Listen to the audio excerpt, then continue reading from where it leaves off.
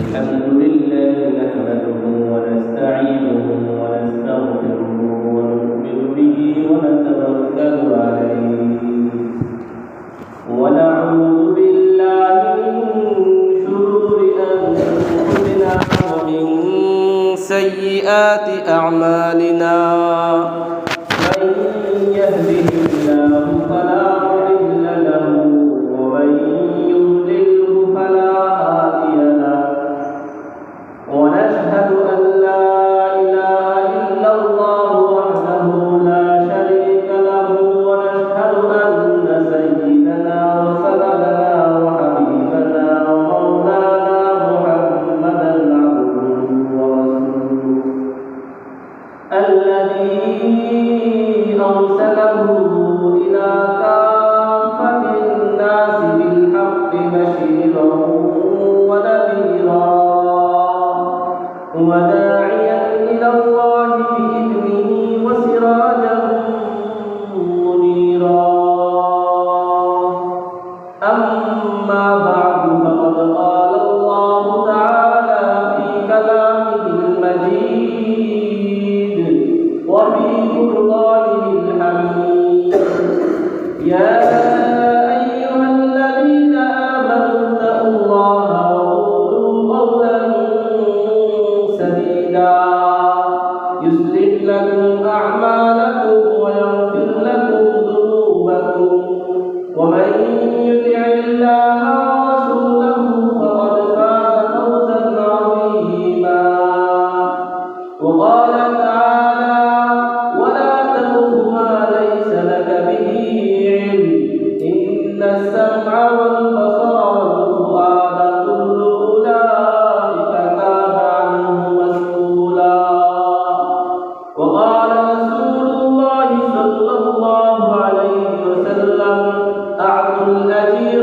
أجره قبل أن يجف عرقه أو كما قال رسول الله صلى الله عليه وسلم صدق الله مولانا العلي العظيم وصدق رسوله النبي الكريم ونحن على ذلك لمن الشاهدين والشاكرين والحمد لله رب العالمين. اللهم صل على سيدنا محمد وعلى آل سيدنا محمد كما صليت على سيدنا إبراهيم وعلى آل سيدنا إبراهيم إنك حميد مجيد. اللهم بارك على سيدنا محمد وعلى آل سيدنا محمد كما باركت على سيدنا إبراهيم وعلى آل سيدنا إبراهيم إنك حميد مجيد. الحمد لله মহান রব্বুল আলামিনের অসংখ্য অগণিত শুকর যে কর্মব্যস্ত সময়ের মধ্যেও আমাদেরকে আগে আগে জুমার নামাজের উদ্দেশ্যে মসজিদে চলে আসার তৌফিক দান করেছেন। এর শুকর আদায় করি আলহামদুলিল্লাহ। সম্মানিত মুসল্লিয়ানে কেরাম, আমরা জানি আজ পহেলা মে মাসের 1 তারিখ আন্তর্জাতিক শ্রমিক দিবস। আজ থেকে প্রায় 137 বছর পূর্বে 1886 খ্রিস্টাব্দে শিকাগোতে আমেরিকা একদল শ্রমিক বেশ কিছু দাবিনামা নিয়ে আন্দোলনে নামে। বর্বর আক্রমণের মাধ্যমে তাদেরকে প্রতিহত করা হয়। এরপর 3 মে এক প্রতিবাদ সমাবেশ করে শ্রমিকরা, ওইখানেও পুলিশের গুলিতে 6 জন নিহত হয়। এরপরের দিন 4 মে আবার ওই 6 জনের নিহত হওয়ার প্রতিবাদে আবার তারা সমাবেশ করে। সেখানে মালিক পক্ষ, যারা গার্মেন্টস বা শ্রমিকদের যারা মালিক পক্ষ ছিল, তারা সরকারের সহায়তায় বোম্বিং করে ওখানেও 4 জন নিহত বছর পর্যন্ত তাদের আন্দোলন কখনো স্থগিত হয়, সীমিত, ব্যাপক পরিসরে এভাবে চলতে থাকে।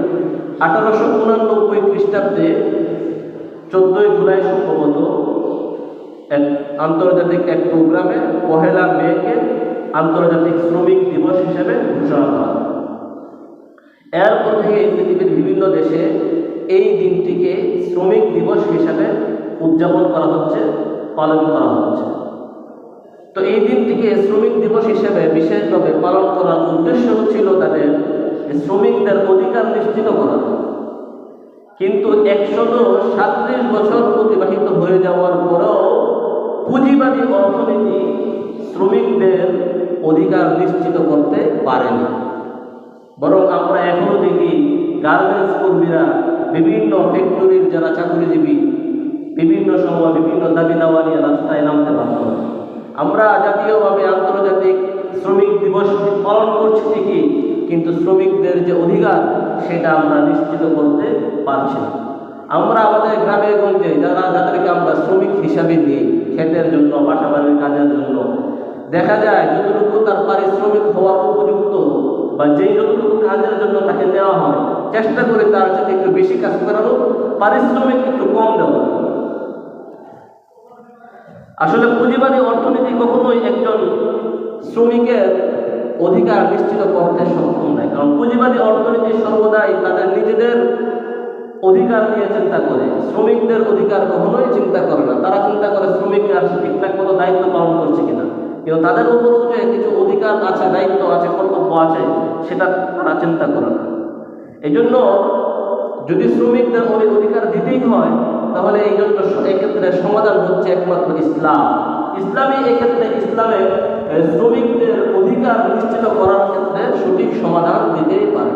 রাসূলুল্লাহ সাল্লাল্লাহু আলাইহি ওয়াসাল্লাম বিদায় হজে ঘোষণা দিয়ে গিয়েছেন যে তোমাদের মধ্যে কারো কোনো শ্রেষ্ঠত্ব নেই। ইয়া আইয়ুহান নাস আলা ইন্না রাব্বাকুম ওয়াহিদ, হে জেনে রাখো তোমাদের প্রভু একজন। ওয়া ইন্না আবাকুম ওয়াহিদ, তোমাদের পিতা একজন। সবাই আদম থেকে তোমাদের সৃষ্টি। আলা লা ফাদলা লিআরাবিয়্যিন আলা আজামিয়্যিন, হে জেনে রাখো আরবের কোনো শ্রেষ্ঠত্ব নাই কোনো অনারবের উপর। যে তুমি আরবি হয়ে গেছো, তুমি আমেরিকার নাগরিক, এই জন্য একজন সাধারণ গরিব দেশের নাগরিক শ্রেষ্ঠত্ব হবে, কখনোই নয়। তুমি নবীর দেশের লোক, আরেকজন নবীর দেশের বাহিরের, তার উপর তোমার শ্রেষ্ঠত্ব কখনোই নয়। ওয়ালা লিআজামিয়্যিন আলা আরব, অনুরূপভাবে আরব দেশের উপর অনারবের কোনো ফজিলত মর্যাদা নেই। ওয়ালা আহমারা আলা আসওয়াদ, কোনো লালের উপর কালোর, কালোর উপর লালের শ্রেষ্ঠত্ব নেই। আমেরিকায় খ্রিস্টানদেরকে শ্বেতাঙ্গরা দেখতে পারে না, ক্ষমতায় তারা যাক বা কাছাকাছি যাক এই ধরনের কোনো কিছু দেখতে পারে না। এরকম বিভিন্ন রং, বর্ণ ইত্যাদির ভিত্তিতে শ্রেণী বিভেদ হয়ে আসছে। ইল্লা বিত্তাকওয়া, ইসলামে আল্লাহ রাসূলের দৃষ্টিতে মানুষের মধ্যে শ্রেষ্ঠত্বের মাপকাঠি হচ্ছে একমাত্র তাকওয়া। ইন্না আকরামাকুম ইনদাল্লাহি আতকাকুম, কে শ্রমিক কে মালিক এগুলোর ভিত্তিতে কোনো ধরনের শ্রেষ্ঠত্ব মর্যাদা নির্ধারণ হয় না। ইসলাম শ্রমিকের অধিকার নিশ্চিত করেছে। রাসূল করিম সাল্লাল্লাহু আলাইহি ওয়াসাল্লাম বলেন, আ'তুল আজীর আজরাহু ক্বাবলা আন ইয়াজিফা আরাকুহু, একজন শ্রমিক তার দেহের ঘাম শুকানোর আগেই তুমি তার পারিশ্রমিক আদায় করে দাও। পুঁজিবাদী অর্থনীতি কখনো এটা বলবে না। তারা শুধু বছরে একটি দিন তাদেরকে বিশাল সম্বর্ধনা জানাবে, উদযাপন করবে, দিবস উদযাপন করে খান্ত। তারা বলবে না যে তার যতটুকু ক্ষমতা ততটুকু দেব। 8 ঘন্টা 10 ঘন্টা পরিশ্রম করবে, 200-300 টাকা। চা বাগানে কাজ করবে সারাদিন, 25 কেজি 20 কেজি চাও খাইতে পারলে তাকে দিনের বেতনই কত। এই সারাদিন সে সময় দিল, নির্ধারিত সংখ্যক পরিমাণ যদি না কাটতে পারে, চা পাতা না হইতে পারে, তাহলে ওই দিন তাকে ভাতেই দেওয়া হবে না। কেন শাস্তি, কেন তুমি নির্ধারিত পুরা পূর্ণ করবে? রাসূলুল্লাহ সাল্লাল্লাহু আলাইহি ওয়াসাল্লাম বলেন, ইখওয়ানুকুম খাওয়ালুকুম, তোমাদের অধীন যারা রয়েছে তারা তোমাদের ওই ভাই। জাআলাহুল্লাহু তাহতা আইদিকুম, আল্লাহ তাআলা তাদেরকে তোমাদের অধীন করেছেন। ফামান কানা আখুহু তাহতা ইয়াদিহি, অতএব তোমার কোনো ভাই যদি তোমার অধীনে থাকে, নবীজি এখানে ভাই বলেছেন, মালিক এবং শ্রমিক দুইজনকে কি বলেছেন? ভাই বলেছেন। তোমার কোনো ভাই যদি তোমার অধীনে থাকে, কাজ করে, লা তুকাল্লিফুহুম মিম্মা ইয়াগলিবুহুম, তার কষ্ট হয়, সাধ্যের বাহিরে এমন কোনো বোঝা, এমন কোনো কাজের চাপ তার উপর দেবে না। ছোট ছোট বাচ্চারা বাসা কাজ করে, এমন এমন কঠিন বড় বড় বাক্স মাল সামানা তাদেরকে দিয়ে নামানো হয়, বহন করানো হয়। রাসূলুল্লাহ সাল্লাল্লাহু আলাইহি ওয়াসাল্লাম বলেন, সাধ্যের বাহিরে কোনো বোঝা তাদের উপর চাপিয়ে দিবে না।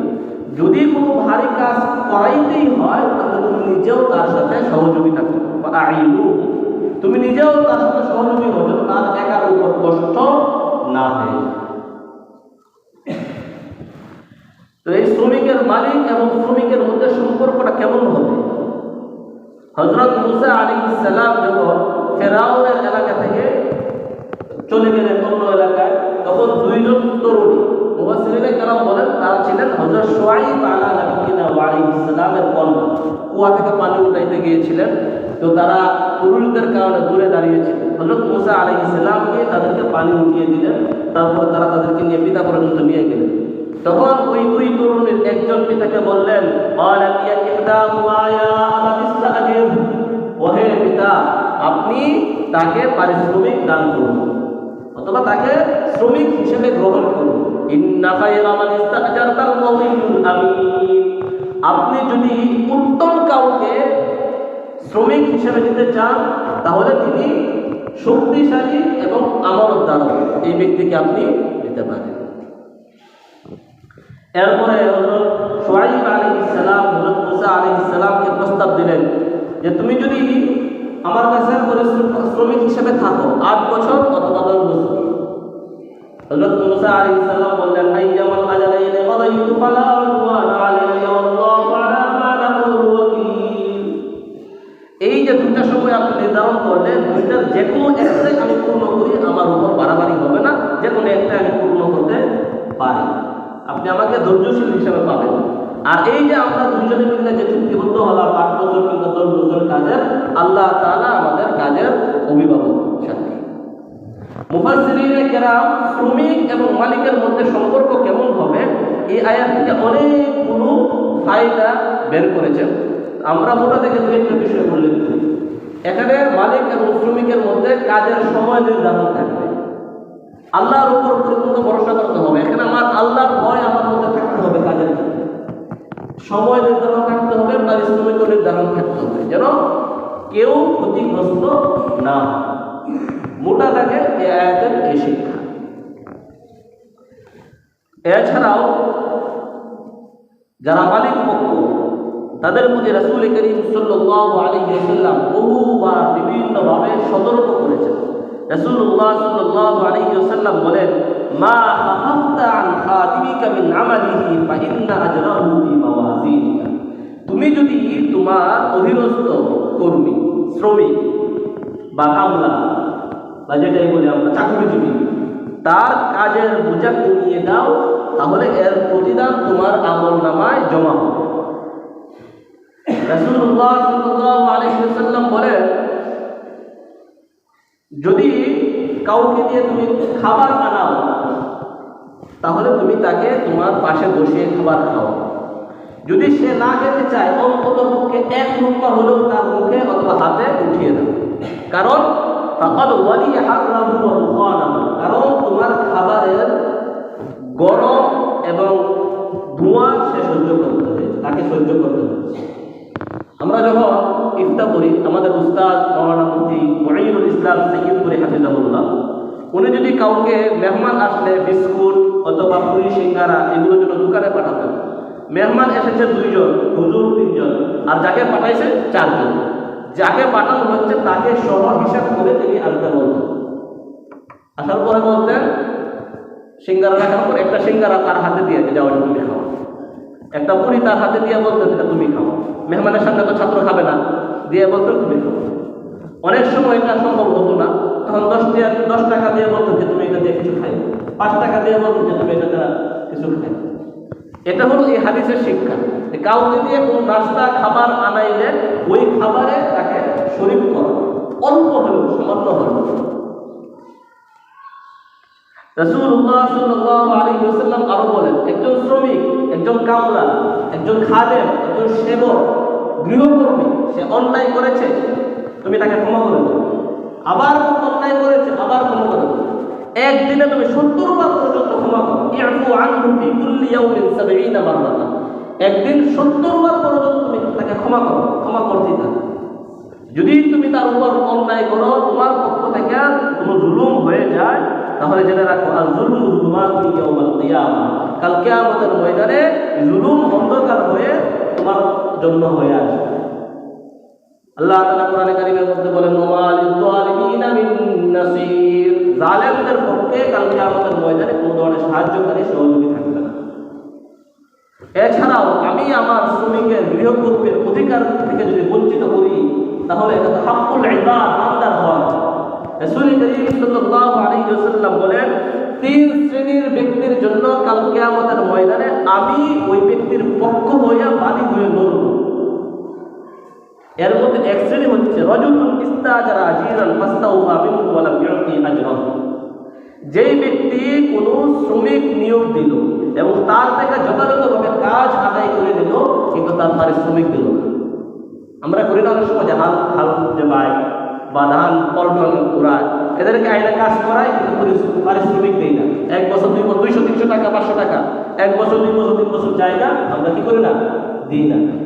মনে রাখতে হবে, আমি যে তার টাকাটা দিচ্ছি না, কাল কিয়ামতের ময়দানে রাসূল করিম সাল্লাল্লাহু আলাইহি ওয়াসাল্লাম ওই ব্যক্তির পক্ষ হয়ে আমার কাছ থেকে তার হক আদায় করে নেবেন। নবীজি নিজে ঘোষণা দিচ্ছে। এই জন্য বান্দার হক, হক বলতে এখানে বিশেষভাবে বলা হচ্ছে যাদেরকে দিয়ে আমরা কাজ করি, তার যেভাবে হোক, গৃহকর্মী, চাকরিজীবী, যে আমার প্রতিষ্ঠানে একজন কর্মী চাকরি করে, আমি তার চাকরির কাজটা পরিপূর্ণভাবে আদায় করলাম। কোম্পানিতে চাকরি বা প্রতিষ্ঠানে চাকরি, প্রতিষ্ঠানে ঠিকঠাক করে ক্লাস করছে, অথবা কোম্পানির যে ডিউটি সে পালন করছে, আমি কোম্পানির প্রধান হওয়ার পরও তার বেতনটা দিচ্ছি না। এখানে ওই কি কথা, আমার গৃহকর্মী গৃহের কাজ করতেছে, অনেক সময় ছোট ছোট বাচ্চারা বাসা বাড়িতে কাজ করে, মহিলারা কাজ করে, আমি তার পারিশ্রমিকটা দিচ্ছি না। খেতে কাজ করাইলাম, আমি তার পারিশ্রমিকটা দিলাম না, তাহলে কালকে আমাদের ময়দানে আমাকে জবাবদিহি করতে হবে। আল্লাহ রাসূল সাল্লাল্লাহু আলাইহি ওয়াসাল্লাম ওই ব্যক্তির পক্ষ হয়ে কি করবেন, আমার কাছ থেকে তার হক আদায় করবেন। শ্রমিকের কি দায়িত্ব নাই, শুধু মালিকের দায়িত্ব, শ্রমিকেরও দায়িত্ব। আমি এখানে কাজ করতে এসেছি আরেকজনের জমিতে, যে আমি 1 কাঠা ধান কেটে দিলে কি করবো, 500 টাকা দেব। অথবা আমি 1 মাস একটা কোম্পানিতে চাকরি করি, আমার 9টা থেকে 5টা ডিউটি, আমি এই ডিউটি পালন করলে 15,000 20,000 টাকা বেতন পাবো। এই যে আমি চুক্তিবদ্ধ হয়ে তার সাথে কাজে যোগ দিলাম, যেমন আমি 9টা 5টা ডিউটির মধ্যে গেলাম, 10টায় চলে আসি 4টায়, আগে 1 ঘন্টা পরে 1 ঘন্টা ডিউটি করি না। তো মাস শেষে আমি 15,000 20,000 30,000 টাকা বেতন নিচ্ছি, 2 ঘন্টা আমি এখানে ডিউটি করছি না। ওই যতটুকু সময় আমি ওখানে ডিউটি কম করছি, অতটুকু সময়ের পরিমাণ অর্থ আমার জন্য বেতন হিসেবে গ্রহণ করা হালাল হবে না। আমি আরেকজনের একটা কাজের চুক্তি নিলাম, যে কাজটা আমি করে দিব, টাকা নিয়ে নিলাম, কিন্তু করলাম না। একজন সরকারি দায়িত্বশীল চেয়ারম্যান মেম্বার সরকারের থেকে টাকা নিয়ে আসলো, বাজেট নিয়ে আসলো রাস্তা করার জন্য, রাস্তার করলো না, টাকা খেয়ে ফেললো, এটাও বান্দার হক। কিন্তু ওইটা আমাদের আসলে আলোচ্য বিষয় না। কিন্তু বান্দার হক সেটা যেভাবেই আমি গ্রহণ করি না কেন, ভক্ষণ করি না কেন, কালকে আমাদের ময়দানে আল্লাহ, আমি নামাজ পড়ছি না, আল্লাহ তাআলা চাইলে আমাকে মাফ করে দিতে পারেন। আল্লাহর রহমত যদি গালে করেন, আল্লাহ আমাকে মাফ করে দিতে পারেন। কিন্তু একজনের 1 টাকা আমি ভক্ষণ করলাম অবৈধভাবে, অনুমতি ছাড়া, এটা ওই ব্যক্তি মাফ না করা পর্যন্ত আমার পার পাওয়ার কোনো সুযোগ নাই। এটা আমাকে মনে রাখতে হবে। এখন আমি শ্রমিক, কাজ করতেছি, রাসূল করিম সাল্লাল্লাহু আলাইহি ওয়াসাল্লাম বলেন, ইন্নাল আবদা ইযা নাসাহা লিসাইয়্যিদিহি। একজন গোলাম যখন তার মুনিবের জন্য কল্যাণকামী হয়, ওয়া আহসানা ইবাদাতুল্লাহ, এবং আল্লাহর ইবাদত উত্তম রূপে করে, ফালাহু আজরুহু মাররাতাইন, তাহলে তার প্রতিদান 2টা। একটা হলো আল্লাহর ইবাদত সে যথাযথভাবে করছে, এবং সে যার অধীনে চাকরি করতেছে তার কর্মকর্তার বা মুনিবের হক যথাযথভাবে আদায় করছে। মালিক যেরকম শ্রমিকের বেতন না দিলে হক আদায় হয়, খেয়ানত হয়, অনুরূপভাবে শ্রমিক যদি মালিকের খেয়ানত করে, মালিকের যতটুকু কাজ তার করার দরকার ততটুকু না করেই সে পারিশ্রমিক গ্রহণ করে নেয়, তাহলে সে মালিকের খেয়ানত করবে। দুইজনেই সমান অপরাধী, দুইজনই কাল কিয়ামতের ময়দানে আল্লাহর দরবারে জবাবদিহি করবে। কোরআনে কারীমে আল্লাহ তাআলা বলেন, ওয়াইলুল লিল মুতাফফিফিন আল্লাযীনা ইযা ইক্তালু আলান নাসি ইস্তাওফুন। ওই সমস্ত ওজনে যারা কম দেয় তাদের জন্য বুজুর জাহান্নামের হুমকি, তাদের জন্য যারা যখন ওজন করে ব্যবসা, আমি ব্যবসা করি, পণ্য ধান যখন 10 কেজি দেওয়া দরকার আমি 100 গ্রাম 200 গ্রাম কম দিই, 50 কেজি ধানের বস্তা আমি 50 কেজি ভরে দিই, তো তাদের জন্য জাহান্নামের শাস্তির হুমকি দেওয়া হয়েছে। মুফাসসিরিনে কেরাম বলেন এই আয়াতের ব্যাখ্যা যে এখানে যারা পারিশ্রমিক, যে আমার একজনের সাথে চুক্তিবদ্ধ হয়েছে আমি তাকে 9-10 ঘন্টা বা 8 ঘন্টা শ্রম দিব, আমি 8 ঘন্টা শ্রমের মধ্যে 7 ঘন্টা দিলাম, 6 ঘন্টা দিলাম, তাহলে এটাও কেমন যেন ওজনে কম দেওয়ার মতোই হইল।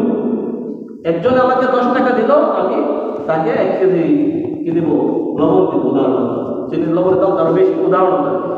এখন 10 টাকায় 1 কেজি লবণ প্রাপ্ত, এখন আমি দিতেছি 800 গ্রাম লবণ। অনুরূপভাবে আমাকে বেতন দিল মাসে 15,000 টাকা, আমি প্রতিদিন তাকে মাসে 3 দিন 4 দিন ছুটি বাদে তাকে প্রতিদিন 8 ঘন্টা সময় দিব, এখন আমি 8 ঘন্টা সময় দিচ্ছি না, তাহলেও ওজনে কম দেওয়ার ক্ষেত্রে যে ধরনের ধমকি এসেছে, শাস্তি এসেছে, একই ধমকি এই ব্যক্তির ক্ষেত্রেও প্রযোজ্য হবে। এই জন্য এখানে শুধু অধিকারের কথা চিন্তা করলে হবে না, অধিকার এবং দায়িত্ব দুইটা জিনিস চিন্তা করতে। আমরা শুধু বলি অধিকার, শ্রমিকের অধিকার, মালিকের অধিকার না, শুধু অধিকার না, অধিকারের পাশাপাশি দায়িত্ব। আমার অধিকার কি, আমি তার পক্ষ থেকে শ্রমটা পাই, শ্রমিকের অধিকার, মালিক তাকে পারিশ্রমিক দিবে, আমরা অধিকার নিয়ে আন্দোলন করি, কিন্তু আমি আমার দায়িত্বটা যতটুকু পালন করছি কিনা সেটাও আমাকে কি করতে হবে, সচেতনতার সাথে আমাকে খেয়াল রাখতে হবে। আমরা যারা বিভিন্ন কোম্পানিতে প্রতিষ্ঠানে চাকরি করি, আমার চাকরির বেতন হালাল হওয়ার জন্য এটা জরুরি যে আমার যে যতটুকু সময় আমার প্রতিষ্ঠানে দেওয়া দরকার ততটুকু সময় আমি দিচ্ছি নাকি ফাঁকিবাজি করতেছি। যদি আমি চাকরিতে ফাঁকিবাজি করি তাহলে আমার বেতন হালাল হবে, হালাল হবে যতটুকু সময় আমি দিচ্ছি ততটুকু। আমার সময় দেওয়া দরকার 8 ঘন্টা, আমি সময় দিচ্ছি দৈনিক 4 ঘন্টা, তাহলে অর্ধেক বেতন আমার হালাল হবে, বাকি অর্ধেক হালাল হবে না, হারাম। অনুরূপভাবে প্রতিটা ক্ষেত্রে আমরা যেহেতু গ্রামে গঞ্জে বিভিন্ন শ্রমিক, দিন কামলা, রোজে কামলা নেই, আমাদের কামলাকে কতটুকু কাজের জন্য আমি নেওয়াইতেছি, পরে ঝগড়া হয়, যতটুকু জন্য নেওয়া হলো বেশি করতেছে বা কম করতেছে, রোজে কামলা নিলে ফাঁকিবাজি করে, চুক্তিতে নিলে বেশি করে। এই যে আপনি রোজে আসছেন যে সকাল 10টা থেকে 3টা পর্যন্ত 1টা পর্যন্ত কাজ করবেন, আপনি বৈশা থেকে দিন পার করে রোজ নিয়ে নিলেন, আপনার এই যে রোজার টাকা ভালো হবে। যতটুকু সময় আপনার কাজ করা দরকার স্বাভাবিকভাবে আপনার এখানে মাঝখানে ওজুস্তিটা খাওয়া নামাজ যতটুকু বিরতি স্বাভাবিকভাবে হওয়ার কথা, এর থেকে বেশি যদি নেন তাহলে বিনিময়টা পারিশ্রমিকটা হালাল হবে। আমাদেরকে হাক্কুল ইবাদের ক্ষেত্রে খুবই গুরুত্ব দিতে হবে। মনিবের হক আবার শ্রমিকের হক, দুই দিকেই আমাদেরকে গুরুত্ব দিতে হবে। আল্লাহ তাআলা আমাদেরকে তৌফিক দান করুন। আমিন ওয়া আখিরু দাওয়ানা আলহামদুলিল্লাহ।